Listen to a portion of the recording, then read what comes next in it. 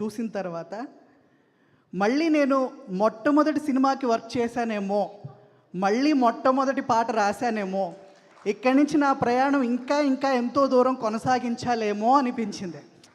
So ఇందులో irony ఏంటంటే 100% love is my debut. And ఆ ఫిల్మ్కి మొట్టమొదటి పాట రాశాను.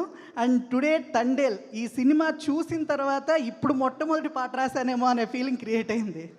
సో ఇంత ప్రయాణం 100% లవ్ టు తండేల్, ఈ ప్రయాణం వెనకాల ఇన్ని సంవత్సరాలు ఉన్నా కూడా ఇన్ని సంవత్సరాల్లో ఇచ్చుకున్న ఎక్స్పీరియన్సెస్ అండ్ అన్నీ కూడా దేవి గారికి యాక్చువల్గా ఒక ట్యూన్ పట్టుకొని ఒక లిరిక్ పట్టుకొని సుకుమార్ గారు తీసుకెళ్ళినప్పుడు నాకు ట్యూన్ సరిగ్గా పాడడం కూడా రాదు.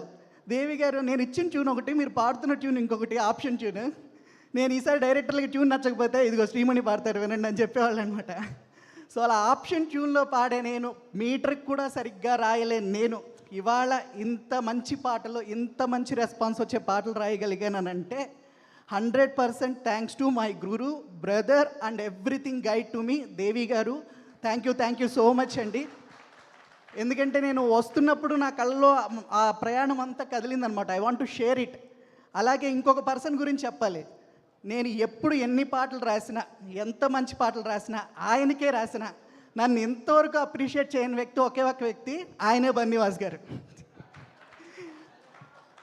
మేబీ ఏదో ఒక రోజు ఒక అద్భుతమైన పాట ఆయన ఫోన్ చేసి అభినందించే లెవెల్కి రాస్తానని అనుకుంటున్నాను.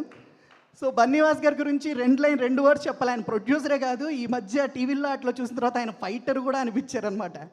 సో ప్రతి చోట ఆయన ఫైటింగ్, దీనికి పాటల కోసం, మాటల కోసం, సినిమాలో ఉండే కథ కోసం, స్క్రీన్ ప్లే కోసం ఆయన చేసే ఫైటింగ్, అలాగే మా పాటల వెనకాల ఉండే ఫైటింగ్, నిన్న మొన్న టీవీలో ఆయన చేసిన ఫైటింగ్ అందరం చూస్తూనే ఉన్నాం. థ్యాంక్స్ టు వాసు గారు ఫర్ దిస్ బ్యూటిఫుల్ జర్నీ. మీ ప్రతి సినిమాలో నాకు మంచి పాట ఇచ్చి ఆదరిస్తున్నారు. అండ్ ఇంకా పాటల గురించి, ఇంకా ప్రయాణం గురించి అయిపోయింది కాబట్టి ఇంకేం చెప్పాలి. ఈ సక్సెస్ని నిజంగా heartful wishes to all the team, all the very best to the team. And మీరందరూ థియేటర్లో చూసి దీన్ని ఎంజాయ్ చేయండి, మా పాటలను ఇంకా ఇంకా ఆదరించండి.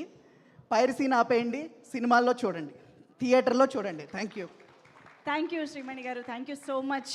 డిఎస్పి గారి కాంబినేషన్లో ఎప్పుడు స్టేజ్ దిగాలన్నా ఒక 2 లైన్స్ పాడేసి దిగడం అలవాటు. సో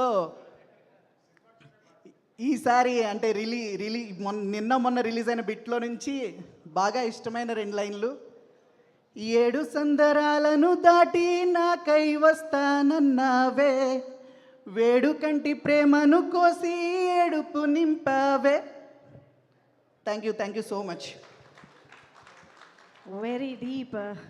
సముద్రం అంత